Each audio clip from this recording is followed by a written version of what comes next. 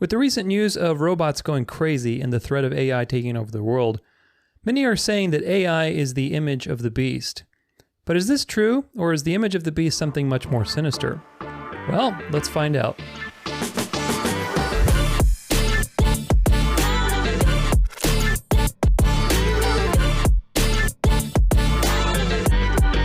Welcome to the show, everybody. This is the Dance of Life podcast, and I'm Tutor Alexander. Thanks so much for joining me today. If you haven't yet, make sure you subscribe on my website to stay in touch with all of my content so that YouTube or whatever other platform that this is being posted to doesn't ban it or censor it or shadow ban it or shadow whatever. You just never know these days. So make sure you subscribe on my website. A lot of great resources there for you as well. There's the news archive, there's the health archive, a lot of just really solid research that I want to share with people that can edify you, whether you are looking to get healthier, whether you're looking to catch up on the latest news. And ultimately, I know that a lot of people are covering news. I don't cover news just to cover news. I cover very unique stories. I cover very unique perspectives because not too many people are talking about the things that they should be talking about. Let's put it that way. So the news archive is a great library for you, and my goal is to create a very unique place for you to find information and to be edified. So make sure you subscribe on the website. But today we're talking about artificial intelligence. Boy, that's a hot topic today.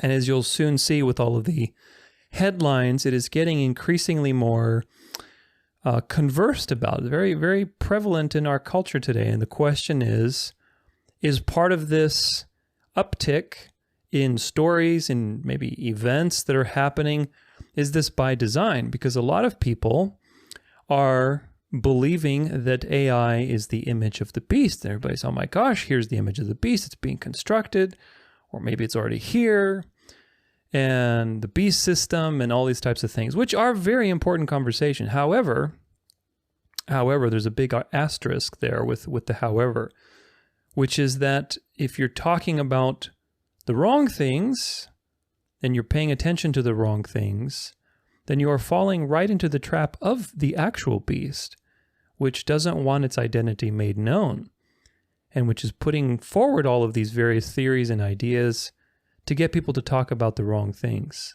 So today we're going to explore this very interesting topic. So I hope you'll stay with me because we have a lot of things to look at. And we're going to also look at the Bible. We're going to look and see, after all the stories and things we're going to cover that are current events, we're going to look at what the Bible really has to say about this, because as usual, my goal with these news updates is not to cover the news. There are news items that are important, but I select them in order to help you think critically. Everybody's covering the news. There's news every day. News is like everywhere. But the question is, what are you paying attention to, and how is it making you think? This is very important. What is the effect on your cognition? What is the effect on your ability to see critically, to have discernment? This is my goal, is really to make these educational as possible. So without further ado, let's take a look at some of these headlines. And of course, we start with something very important, which is, I find these and collect them, but this is a reel on the Terminator. Let me put my headphones on. Okay, this is a reel from somebody about the Terminator. So let's see. I picked this because it'll set the mood for today. So hopefully you'll see what I see. Look, I am not stupid, you know. They cannot make things like that yet. Not yet. Not for about 40 years. Did you catch that? 40 years. Wait a minute. Terminator was 1984. 40 years is 2024. That's this year. Does that mean this is predictive programming? You know Hollywood tells you everything in advance, right? Does that mean Skynet's going to be launched soon? AI, the image of the beast? It's all coming true. Well, not so fast. Let's take a look at some of these headlines. Tesla robot attacks an engineer at company's factory during violent malfunction, leaving trail of blood and forcing workers to hit emergency button. Now, there's nothing funny about this, but the way that they're wording this, again, hopefully after today, you will be able to see through these things and see what's going on. Now, I don't know if this is actually even real. Who knows? Maybe they're staging these things for a particular agenda, because AI does have an agenda. And hopefully today you'll be able to learn what that agenda really is. Nevertheless, notice how they word these things. Trail of blood, forcing workers to hit the it's like literally out of a movie, perhaps maybe the Terminator.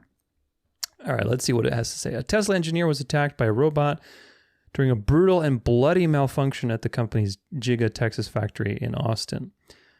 2 witnesses watched in horror as their fellow employee was attacked by the machine designed to grab and move freshly cast aluminum car parts.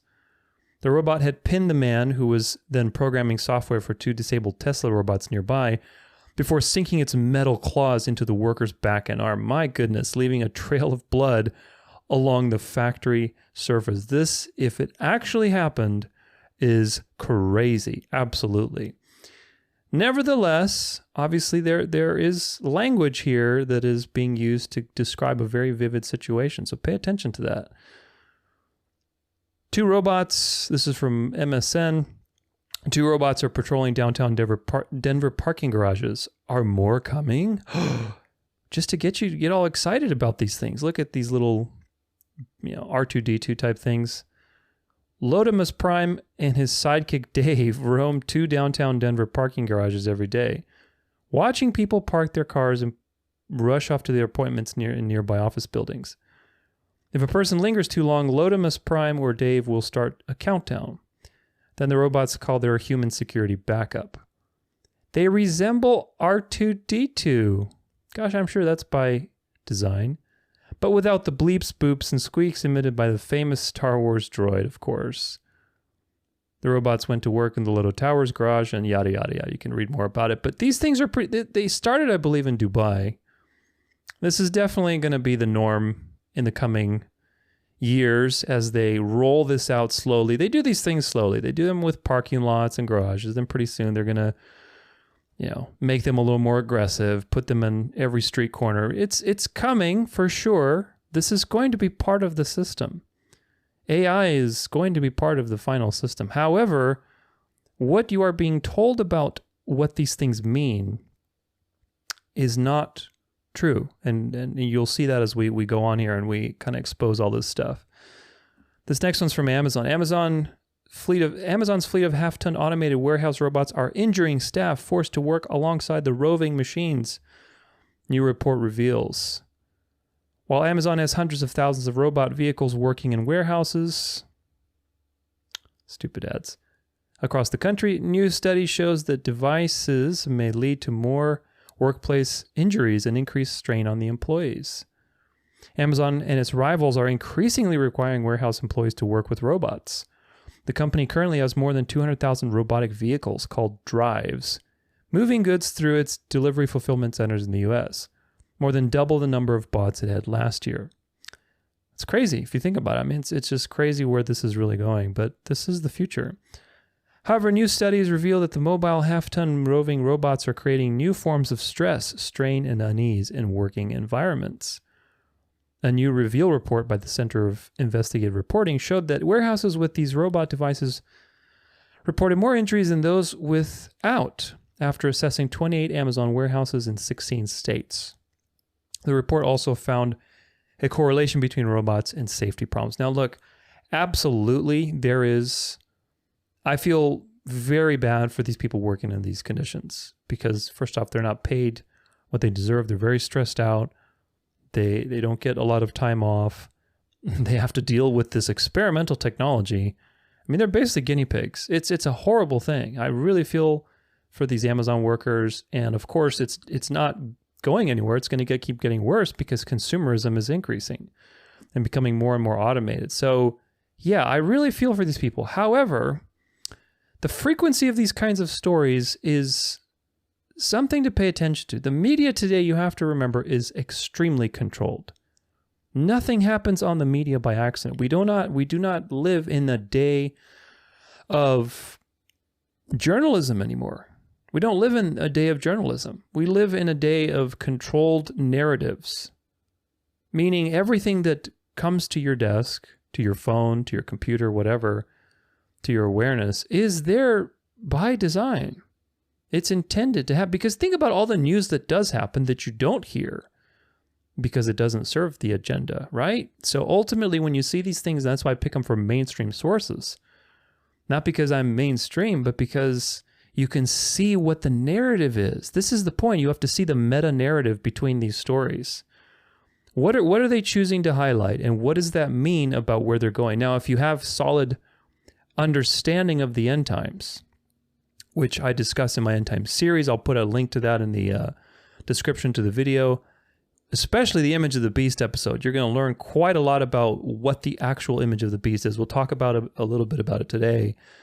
But the point is, if you have solid biblical understanding, you can interpret these little narratives very differently than most people, rather than just indexing them as just another thing that happened with robots. Well, no, there's something going on here. Why there's a frequency of these stories, like those reels that I showed you with the Terminator movie and predictive programming, and all these things are really coming to a head.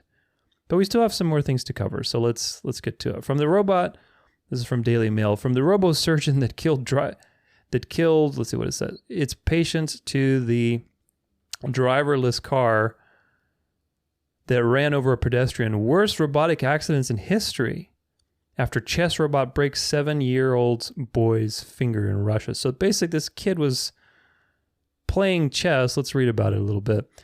Shocking footage emerged at the weekend of a chess-playing robot breaking a child's finger during a match in Russia. The robot grabbed the 7-year-old boy's finger at the Moscow Open last week because it was confused by his overly quick movements. Russian media outlets reported. Sergei Lazarev, vice president of the Russian Chess Federation, said the child had violated certain safety rules, making a move too soon. You can watch, I think there's a little clip here somewhere. Yeah, there you go. So he puts his hand and boop. I mean, that sucks. You know, that's crazy. I don't trust machines whatsoever. I would never get in a self-driving car. I mean, look at this thing. This thing could just go berserk and start killing people, well, at least if you're in range of this thing. I mean, it's just crazy. Okay, now this one is AI is the image of the beast. So this is exactly, now we're getting in the meat and potatoes of what I want to talk about. Let's see here. At your local mall in Central Florida, at the Florida Mall, you can find on show the Tesla robot dropping next year. And this is what the Tesla robot's going to be able to do. This Tesla bot, aka Optimus, is a humanoid robot designed to complete jobs that are repetitive, boring, or dangerous for humans. Tesla bot's design was inspired by the human form, so it can cause tools. Did you catch that? Human form? Image of the beast. Use human tools, carry objects, and work in factories. Tesla bot uses the same AI technology as Tesla vehicles, allowing it to navigate the world safely and efficiently. Now, people already know Tesla vehicles have had a crazy history of just recklessness. So this is being highlighted. Now, I'm not saying this guy is like trying to do anything nefarious, but he is playing into the narrative. So let's keep going. We are officially in the end of times, my brothers and my sisters. Agreed. If this does not bring a conviction for you to repent and give your life to Christ, I don't know what is. Robots are going to be taking over everything. AI. Give your life to Jesus. Now, I agree with that last part. And God will use all of this trickery and narrative from the real beast to try to distract people for the good. Because people will think, oh my gosh, maybe this is true. I need to repent.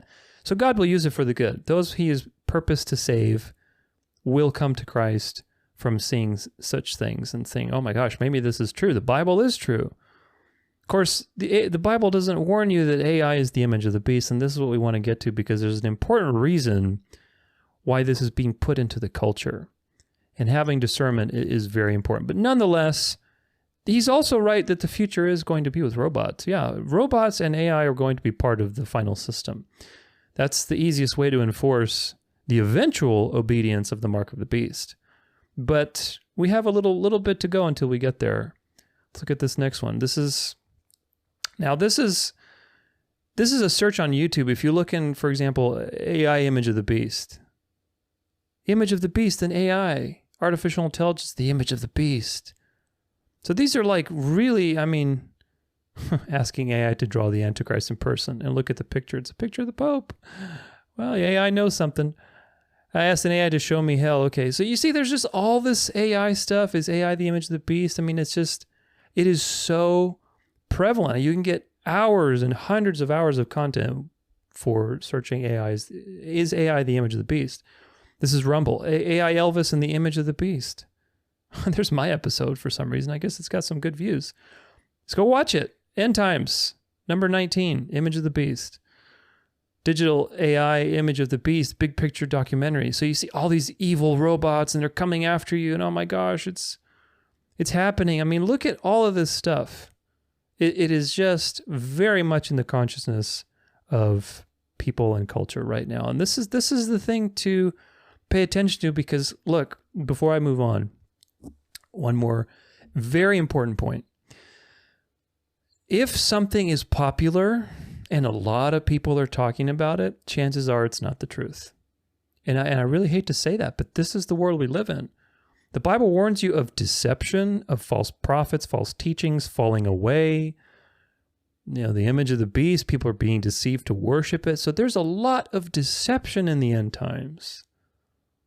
Meaning, think critically now, meaning if something is like popular and everybody's talking about it and everybody's catching on to it, it's not the truth. It can't be. The Bible warns you that there's going to be massive deception, meaning the thing that is the truth, most people are not going to realize it. It's not going to be obvious. So when you see like everybody talking about AI as the image of the beast, again, take a step back, look at the meta narrative, look at the pattern. Everybody's doing it. Everybody's talking about it. That means it must not be the truth. At least not the full truth. Like that guy that we just saw. Yeah, I agree that robots are going to become more and more part of society. It's the easiest way for them to enforce obedience. Absolutely. But AI is not the image of the beast. Very important, because the image of the beast reveals to you not only who the beast is. Of course, the Bible tells you who the beast is, but the image of the beast reveals to you the nature of what is coming upon society, the final system that people will pay their obedience to. So, of course, if you're the actual beast, you don't want people to know that. You don't want people to know the real threat, the direction that people are headed to. You want them to be distracted with a shiny carrot of, you know, some other threat that's not really... It's partly true because we can see these things. We can see robots taking over society, taking over jobs, injuring people. Yeah, I'm sure part of those stories are true. Maybe some of them are false flags. I don't really know. In either case, they're real. The robots being part of society is a real thing. So this is what they do. They give you a half-truth, and they lace it with a lie. Robots are hurting people. The Terminator said that in 2024, the Skynet would go online. Well, look, it's happening. Predictive programming, it's being fulfilled. Well, not so fast. You have to use biblical hermeneutics to interpret the Bible. Otherwise, you're going to come up with all kinds of theories. But if you search for AI as the image of the beast, this is not like, I mean, it's a very popular thing. It's a very common thing. If you look in BitChute, same thing. Jesuits want you to miss the rapture. Now, this is a funny title. AI, the pathway to the image of the beast. This is a perfect example of what I'm talking about. Jesuits, which everybody should know about, I talk about them quite a bit, sure, want you to miss the rapture. No, they do not. They invented the rapture, dude. The Jesuits created futurism in order to hide the identity of Mystery Babylon, which is the Catholic Church. Rapture and dispensationalism and Jewish-focused end times views, this is all Jesuit invention. So do you see what a mishmash of ideas, like the Jesuits? Yeah, everybody know. Oh, if you're in on the conspiracy pill, you know about the Jesuits. Hopefully, you know a little bit about them. So there's some truth. They're the bad guys. They want you to miss the rapture. Oh, so the rapture must be real and it must be a good thing. So is the AI the pathway to the image? So you see, all these things are being combined into one mishmash of things, which is just nonsense. AI will write a new Bible, one that is correct. They will worship the image of the beast. Oh my gosh, AI is going to write the new Bible, and we're going to use the fake Bible, and that's the image of the beast? AI image of the beast, revelation of spiritual. I think we're going to watch this video next, but you can see there's just a lot of stuff on this AI image of the beast. It's a very common thing, and that's why I decided to talk about it, because it's false. It's a deception. But let's look at this. This is a video of another video of a performance, which is also relevant. Look at this. I think this is like a rave. It's like a holographic AI demon. I mean, this is idolatry on a new level. Look at this. A giant, seemingly alive idol that you're basically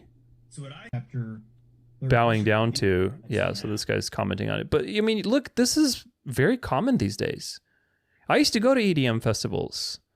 Why do you think I like all this dance music for my intros? But nonetheless, this is modern day adultery. I mean, this is just demonic.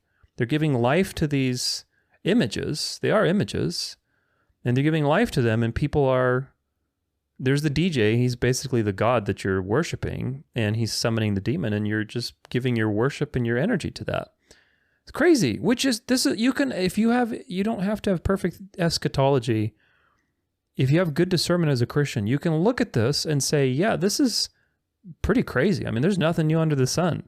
This is just next level pagan worship, which it is. It is demonic. There is a demonic aspect to artificial intelligence. Now, if you know your history, if you know how they have been in communion with these fallen spirits, I mean, gosh, there's so much to talk about this stuff, but even with like NASA and the CIA in the 20th century, all of that stuff, how they were in communion with demons, CERN, science and artificial intelligence, and even like quantum physics and stuff, all these things have been a result of communing with demons. Because what did the fallen angels do when they came to Earth? If you know from the book of Enoch, from basically other narratives as well, like Sumerian narratives, all these things testify to a group of beings that came and shared knowledge with mankind, and shared all sorts of knowledge. Now that knowledge was designed to destroy us. But of course, at the time, people didn't have discernment, and so they thought it was a good thing. And there's nothing new under the sun. All these technological marvels, like artificial intelligence, are being created and being whispered to these people from the other side. And they're designed to bring about this world system and to enforce it. Absolutely. Technology is going to, because again, the Bible tells you what? That the image of the mark of the beast will be something that you will not be able to buy or sell. Everybody's going to be under it one way or another. Either you're going to accept it or you're not going to accept it, and you'll face the consequences. But have you ever thought about how genius that is? Because the Bible basically tells you this is going to happen with a digital system. If you're not able to buy or sell, that means how can they control that? How could they possibly control that? Well, you can control that with a digital system. So that is on the horizon. And the way to do that is through artificial intelligence. So all of this is on point. And for sure, you can see these events like, like this, whatever this rave is. And there's idolatry, and, again, images are associated to statues that are being worshipped. Now these are like living images that people are worshiping. For sure, there is some overlap there in the sense that it might make you think AI is the image of the beast, but the image of the beast is a specific term. It's a very specific term with a specific meaning that's used in Revelation 13. We'll look at it, but I just want you to see that the seduction of this AI narrative, it's very seductive because it is true. I mean, you look at, for example, this video we just watched, and it's like, man, this is pretty crazy. Elon Musk, we are summoning the demon with artificial intelligence. Of course, Elon, this was a couple of years ago, I believe. Yeah, in 2014. And a very popular thing which people are like, oh, you see, this is, image of the beast. Elon, the Neuralink thing that Elon is bringing about. While he believes smart machines can take us to Mars and drive our cars for us, Musk remains worried that artificial intelligence holds a darker potential. With artificial intelligence, we are summoning the demon, Musk said last week at the MIT Aeronautics and Astronautics Department 2014 Centennial Symposium. You know all those stories where the guy with the pentagram and the holy water, and he's like, yeah, He's sure he can control the demon, but it doesn't work out. Well, I don't know about the stories where the guy has holy water and a pentagram. It's usually one or the other, so I don't know what you're talking about, Elon. But yeah, usually when you try to play with the supernatural, you're going to get burned. This has become a recurring theme in Musk's public comments, and each time he warns of the AI boogeyman, it seems even more dire. Now look, okay, one more paragraph and then I'll say something. In June, Musk raised the specter of the Terminator, there you go, franchise, saying that he invests in companies working on artificial intelligence just to be able to keep an eye on the technology. Sure you do, Elon. Sure you do. In August, he reiterated his concerns in a tweet, writing that AI is potentially more dangerous than nukes. If Elon says it, then maybe it is the image of the beast. Just a few weeks ago, Musk half-joked on a different stage that a future AI system tasked with eliminating spam might decide that the best way to accomplish this task is to eliminate humans. And again, he's drawing on popular sentiments. He's drawing on popular movies and things that we've all seen. We've all seen The Terminator. Hopefully you've seen it. You know, it's a classic movie, but ultimately everybody's seen that. Everybody's seen something to do with AI in at least the last 20 years, all the sci-fi stuff that's come out. They've put it in your face. This idea that technology will be the ultimate boogeyman. And they're creating these stories and these events to bring about this reality, to bring about at least the feeling that AI is the thing you need to watch out for. Pay attention there. Don't pay attention to other things. Just like they do with Israel. Pay attention to Israel. Look at the Middle East. That's why I cover all the other things that people aren't covering. Like the Pope in China, like I did last week, I believe, or maybe the week before. Either way. The point is, you have to look where people aren't looking. Everybody's looking at AI. Elon Musk, if you remember, he dated a Satanist witch. I think he had a kid with her, maybe two, I don't remember. And then I know he went to Transylvania with Angelina Jolie. Like recently, he was wearing like a devil outfit. He went to, Transylvania Castle. Who knows what the heck they're doing? I mean, look, for people who idolize Elon, you need to realize that nobody gets that rich without being a puppet. Elon is not some genius that made his way to the top through effort and, just being lucky or whatever. Elon was propped up. If you know his story and how he basically became wealthy, he was propped up. There's nothing special about how he made it. It's nothing new under the sun. Elon is controlled opposition. And he's a wild card, really, because he's always swinging either to the left or to the right. He's designed to just create more confusion. And so the things that he's saying with this AI being, oh my gosh, it's the demon. It's like, those things are by design. Again, to add to the narrative. To the narrative that the beast is creating. So now let's look at one more headline, which is very relevant. It's from the Vatican. Pope's prayer for peace in our war-torn world. As the Church celebrates the World Day of Peace and the solemnity of Mary, Mother of God, we explore the visual and existential contrast between war and peace, accompanied by Pope Francis' prayer to the Blessed Virgin Mary. Of course, every chance he gets, he will divert attention from Christ. Man of sin. Besides New Year's Day, in much of the world, Catholics also celebrate the Solemnity of Mary, Mother of God, and the World Day of Peace, which this year sees its 57th edition. Bible warns you that by peace he'll destroy many, but moving on. In the video above, produced by Gabriela Serraso and Andrea Monetta, we witness the juxtaposition of the consequences of peace and war. Dark to light, offering a visual reminder of the devastation wrought by conflict. Pope's 2024 message, Day of Peace, Peace Day message. For his 2024 World Day of Peace message, Pope Francis has chosen to reflect on the theme, artificial intelligence and peace. Isn't that just something? If you've watched any of my content, any of my videos, any of my End Time series, you will really smirk and chuckle inside at this particular headline. He explores the ethical dimensions of new AI technologies, saying they are revolutionizing all spheres of human life. Of course they are. New digital tools are even now changing the face of communications, public administration, education, consumption, personal interactions, and countless other aspects of our daily lives, he notes. The Pope also urges world leaders to put in place policies that ensure AI development will ultimately serve the cause of human fraternity and peace. Again, if you know how to interpret snake talk, there are certain buzzwords that should perk your ears up. If you know what a Fennec fox is, one of the cutest little foxes in the world, they have huge ears. They can practically hear like satellite dishes, right? That's how you should be when you read anything coming out of the Vatican or anything that the Pope says.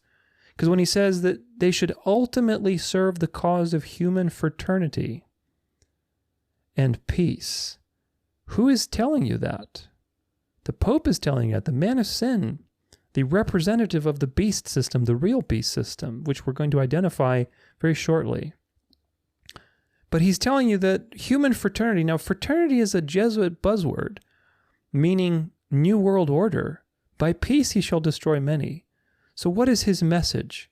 His behind the scenes message for those who are in the know and understand the snake talk. The snake is speaking and telling you AI will be used for the New World Order agenda, for the peace that is coming. We need to make sure of that, is what he's saying.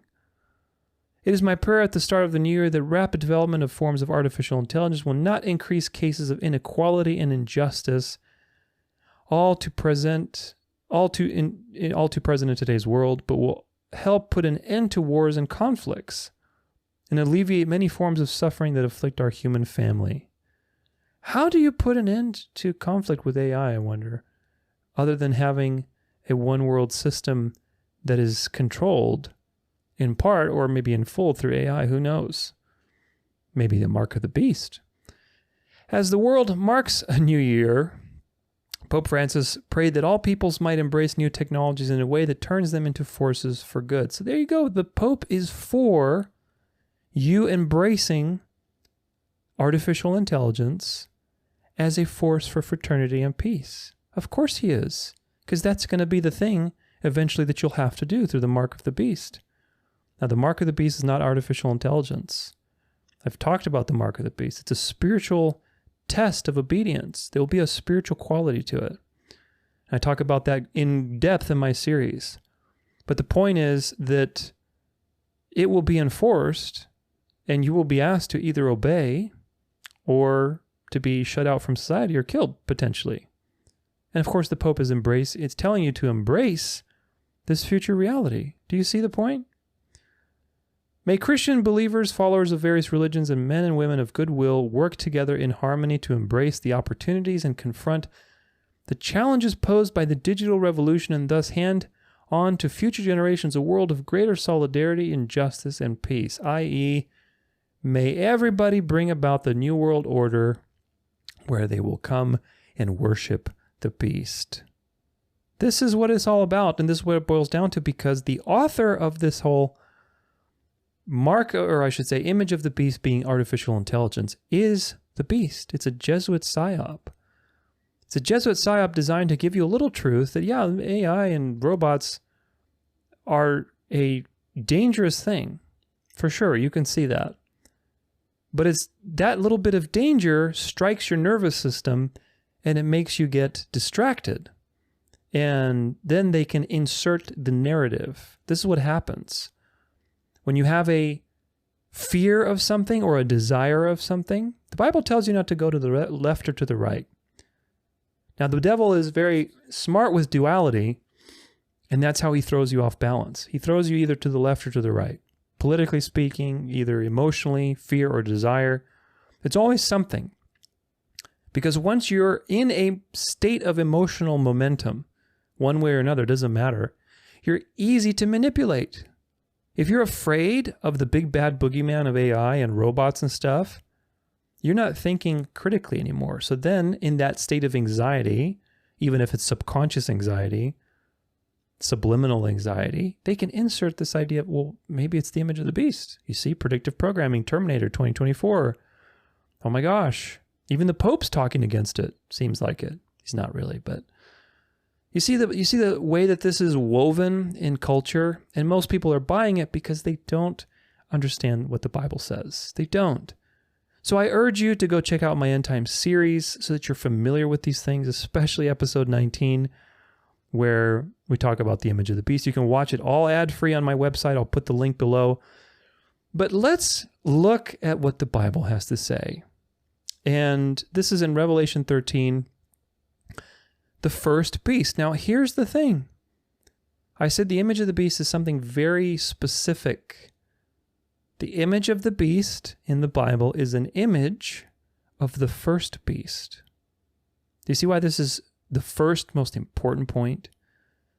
It's not just some generic beast system or some New World Order or some globalist communist deep state or WEF. No. In order for you to know what the image of the beast is, you have to identify the first beast, which is what the Bible reveals to you in Revelation 13, because that's the image of what the beast is. Or I should say, that is the beast's image, other way around. The image of the beast is the image of the first beast in Revelation 13. So now let's read about the first beast. And I saw a beast rising out of the sea with 10 horns and 7 heads, with 10 diadems on its horns and blasphemous names on its heads. Keep in mind these things. And the beast that I saw was like a leopard, and its feet were like a bear's, and its mouth was like a lion's mouth. And to it the dragon gave its power and his throne and great authority. One of its heads seemed to have a mortal wound, but its mortal wound was healed, and the whole earth marveled as they followed the beast. And they worshipped the dragon, for he had given his authority to the beast, and they worshipped the beast, saying, "Who is like the beast? Who can fight against it?" So everybody's marveling after this beast. And the beast was given a mouth uttering haughty and blasphemous words, and it was allowed to exercise authority for 42 months, 1,260 days. But they are prophetic days, very important. It opened its mouth to utter blasphemies against God, blaspheming his name and his dwelling, that is, those who dwell in heaven. It also was allowed to make war on the saints and conquer them. And authority was given it over every tribe and people and language and nation, and all who dwell on the earth will worship it. Everyone whose name has not been written before the foundation of the world in the book of life of the Lamb who was slain. I.e., God has predestined those who he is going to save, and there's nothing the devil can do about it. Those who are going to be saved will wake up to the truth. And that is my goal with these episodes, is to help you wake up to the truth. If you listen, if God has purpose to work in your life, you will see these things for what they are. Maybe not today, maybe tomorrow, maybe next week, maybe next year, but you will see it, because those who have been written in the book of the Lamb, slain before the foundation of the world, will wake up to the truth. Moving on. If anyone has an ear, let him hear. Indeed. If anyone is to be taken captive, to captivity he goes. If anyone is to be slain with the sword he must be slain. Here is a call for the endurance and faith of the saints. And of course, God will persevere his saints. He'll give you the endurance, and he'll give you the provision to endure whatever is coming, whatever that happens to be, and however it's going to roll out. But now we need to ask ourselves some serious questions about this beast, because John gives you some very distinct identifiers about the first beast. In Revelation 1, it says that there were blasphemous names on its heads. Now, the first beast, I'm just going to give you a spoiler alert, and we're going to work backwards and see how it compares. The first beast was the papacy. The papacy being the Catholic system, the Christian nationalist system that basically ruled the modern world for a very long time. Now, if that's the case, let's see if we're right on that assertion, if history testifies against the Catholic Church. The many diadems on its heads and blasphemous names on its heads, basically. Well, having a name on your head is your identity. We know the Pope was called Our Lord God the Pope. There's plenty of documentation for that. He was called Our Lord the Pope. He's called the Vicar of Christ, meaning in place of Christ, blasphemous title. He's called the Holy Father, which is a title only for God the Father. There's many blasphemous names that the Pope has taken upon himself. The Pope has also worn the papal tiara. They don't wear it anymore, but they wore it for many, many centuries. 3 tiaras, which really, in the esoteric meaning of that, there's exoteric and esoteric, meaning what they tell you on the outside and what they tell you, what they actually believe on the inside. 3 diadems is basically saying you're king over the underworld, the earth, and heaven. Of course, that's a counterfeit of Christ, who has the keys to death and Hades, who wears the multiple diadems in Revelation. It's a counterfeit. But nonetheless, Revelation 1 identifies with the Catholic Church. Then you have Revelation 2.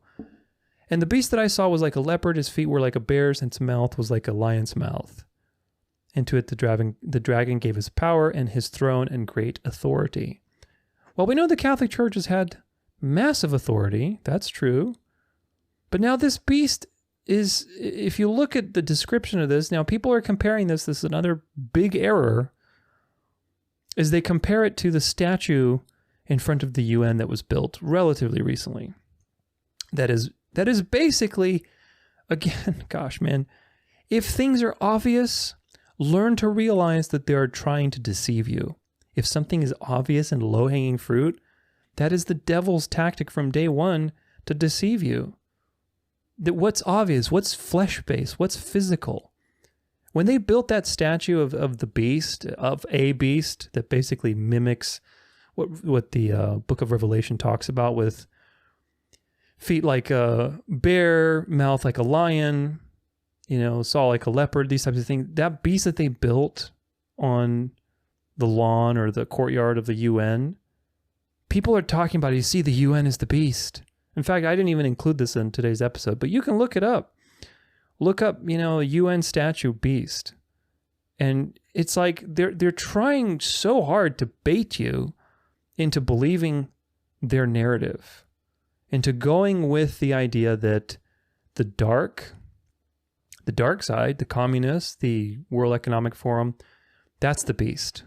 And that's the one that's trying to bring about the New World Order. And of course, we're going to conquer that. We the people are going to conquer the dark. And we're going to usher in a new golden age. This is what's happening because people are buying into these false teachings. The UN statue is there to distract you. Yeah, it's kind of a replica of what John probably saw. Who knows? I mean, I don't know. Nobody knows what John actually saw. We just read what he saw. But it's there designed to evoke that experience. And again, it's there very intentionally with the UN. Everybody knows the UN is very, New World Order type of organization. So it's there to be very obvious for you. But here's the problem. The problem is that beasts in the book of Revelation and Daniel, which, again, if you've watched my series, Revelation and Daniel are very parallel books. Too many people today read Revelation without understanding Daniel. And that is to their discredit, because that's how you make up false teachings, by reading things out of context. But if you do read things in context, you'll see that Daniel talks about these beasts, a lion, a bear, a leopard. And these are beasts that represent kingdoms. Babylon, Medo-Persia, Greece. And of course, there's the terrible beast, which is not necessarily mentioned. But the terrible beast is Rome. And there's a power that comes out of Rome. Now I'm talking about Daniel now. It's called the little horn power. And the little horn power has striking similarities to the first beast in John's Revelation. Because the little horn power utters blasphemies. He's persecuting the saints, which we'll get to. He rules for 1260 days. And of course, if you understand the book of Daniel, you realize that the prophecies in Daniel, like the 1260-day prophecy, are actually years. And there's a very good reason for that I go into in my series. It has to do with Daniel's 70 weeks. The time prophecies in Daniel, which are mirrored in Revelation, specifically the 1260-day prophecy, are actually talking about years. The whole idea that these are literal days was created by the Jesuits during the Counter-Reformation to make you think of a different reality. Because if you consider them as years, Now you're looking in history to see which power fulfilled this particular prophecy. And of course, the Catholic Church fulfilled that prophecy because it ruled officially from 538 AD, when the Pope was made the corrector of heresies by Justinian. He was made the Grand Poobah, basically. He took over. And in 1798, something very interesting happened, which we'll get to in just a moment. But Revelation verse 2 confirms that this is talking about the Catholic Church, because the Catholic Church is a conglomerate of all of these empires. Remember the order: Babylon, which came first, then you had Persia, Medo-Persia, then Greece, then Rome, and then there's a power that's different like the rest that comes out of Rome. Well, that's the Catholic papacy. And that Catholic system is a combination of all of these empires together. Mystery Babylon, Greco-Roman architecture, Greco-Roman values, Babylonian traditions, Persian, Medo-Persian traditions. I go into all this stuff in the episodes on Mystery Babylon. There's 2 of them: The Woman Riding the Beast and Exposing Mystery Babylon. But nonetheless, this power is not a person. The beast is a system, and that system, according to John, is a conglomerate of all of these previous empires, which again, it matches the description in Daniel of the little horn, the power that comes out of Rome, out of the 4th empire. And that power is different than all the rest. According to John, who now colors in where we had shadows, Daniel gives you the big picture. Then John comes in and colors in those shadows. Goes back to the little horn, sees him as a first beast. It's an empire, it's a system. And it gives you colors. It's a conglomerate power. Now, let's see what else this power is doing. In Revelation 13, verse 3, it says, one of the heads seemed to have a mortal wound. Now, what happened? But its mortal wound was healed. And the whole earth marveled as they followed the beast. So this system, which is a political power, seemed like it was destroyed. That's another marker in history we can look at. Does that apply to the Catholic Church? The answer is yes. 1798, the Pope was arrested by Napoleon's General Berthier, and the papacy was declared to be at an end. Imagine a power that ruled with an iron fist through a worldwide empire seemed to come to an end. But of course, if you know your history, it just went underground. And you also know that the Jesuits created the French Revolution and arranged that whole thing with the Pope being arrested.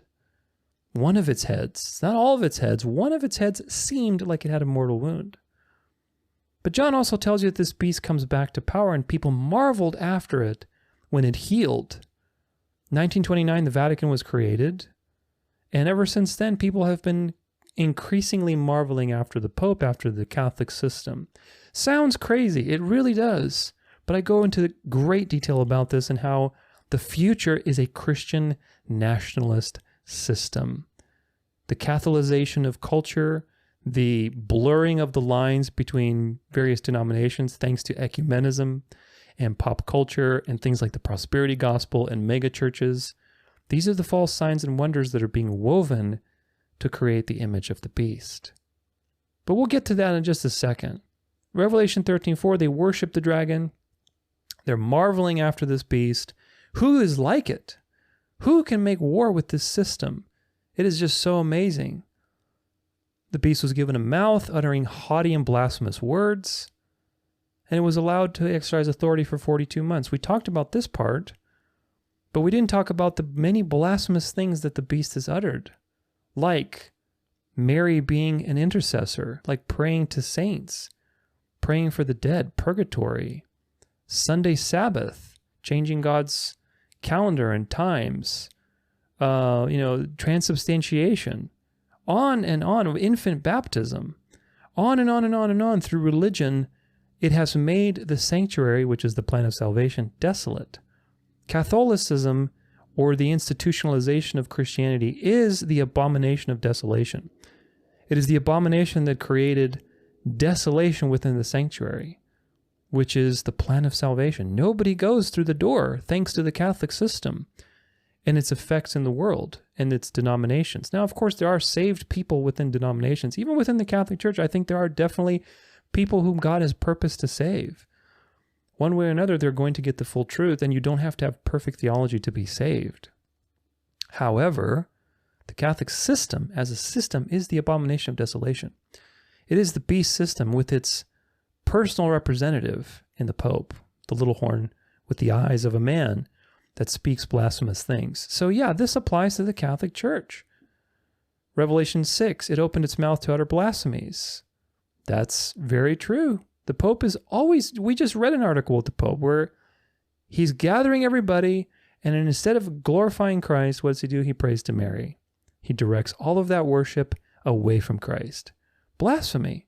He's the man of sin. He's the one who is supposed to be in between you and God. Ordained by God as the villain of the story, at least one of them, one of the big ones.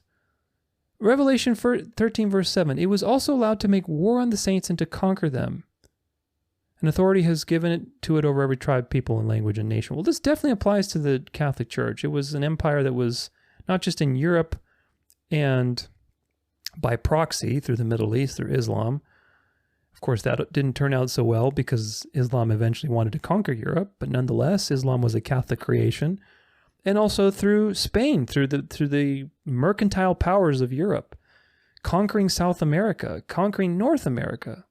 I mean, it's crazy. The Catholic Church has influenced literally the whole world. Now, it also says that it was allowed to make war on the saints and to conquer them.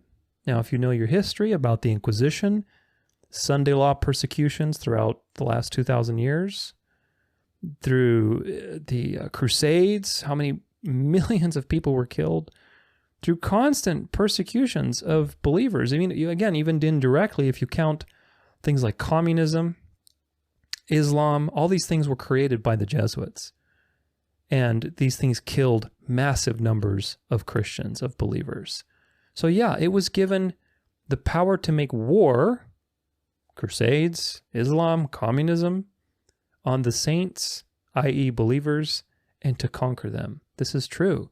And history testifies against the Catholic Church, and I have reported on this countless times. Verse 8, and all who dwell on the earth will worship at everyone whose name was not written before the foundation of the world. Yes, it's a worldwide power that receives worship. AI is not being worshipped. Now, of course, people are always idolizing things, but the Catholic Church is the one that's ruled for 1,260 years as the first beast, received a mortal wound, seemed like it did, came back to power, and now is slowly integrating things to itself. If anyone has an ear, let him hear. Indeed, if anyone has an ear, let him hear.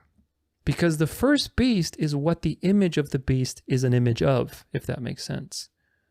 An image is an image. It's a statue in normal understanding. It's an image. It's a representation. When people built images in the Old Testament, they were building representations of spiritual demons and realities that they were worshiping. And they believed that that had power of some kind.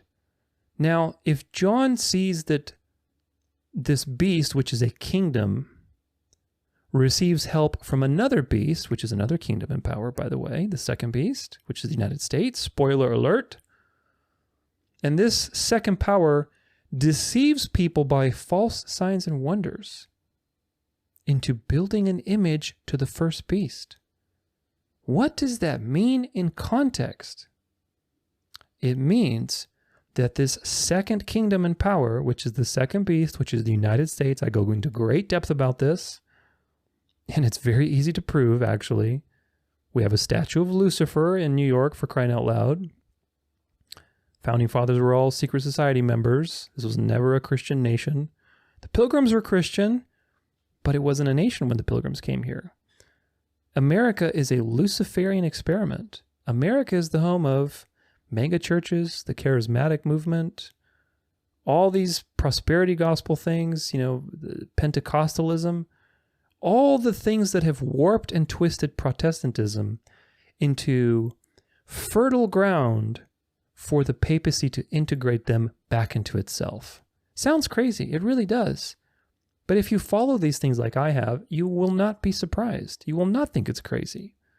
This is going to be the birthplace of the new thing. What is the new thing? The new thing is a new image, a new system.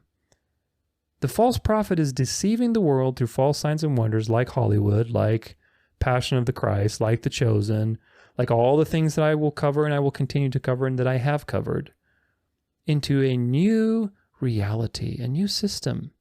And that system will be, according to John, a representation of the first beast. Well, what was the first beast? The first beast was a Christian nationalist empire under the Pope. Okay, so John tells you that this second beast will create an environment where people will be so enamored with these values, with these cultural narratives, that they will build for themselves a representation of this original system. Meaning, Christian nationalism is rising in the United States, and it will become the dominant thing. And then it's going to be exported to the rest of the world, because the role of the false prophet is to deceive the world into building this system. Why? Because in Revelation 17, the final vision that John sees is of Mystery Babylon, which is the woman, i.e. the church, riding the beast, meaning a governmental system. It's a union of church and state. I've talked about this so many times. Now, what's very important is Revelation 17 also tells you that the kings of the earth will give their power to the woman. Well, the way they can do that, which is the way that they did for 1400 years, is through a nationalist city-state type worldwide system, where the Pope is the ultimate authority, but you have nationalist city-states or, nations, kingdoms, and then they all swear allegiance to this one religious system. That already happened for 1400 years. History repeats itself. And if you're not wise to history, you will think that I'm crazy. You will think that these things are, whatever, that's not going to happen. Nobody cares about the Pope. Well, you'd be surprised. The Pope is always in every major political conflict as the peacemaker. He's bringing the world's religions together. The Catholic Church is constantly doing ecumenism within Christianity and outside of Christianity. I cover this stuff all the time. Events like with the Buddhists, with the Hindus, with other religions, with China. I just covered that like 2 weeks ago, I think. I mean, it is everywhere because Catholicism is the counterfeit that the Bible warned you about. It is hungry for world power.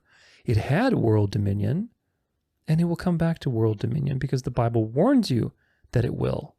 So this is the problem that people aren't seeing. This is the beast is Catholicism. It is the papal institution running this counterfeit of Christianity.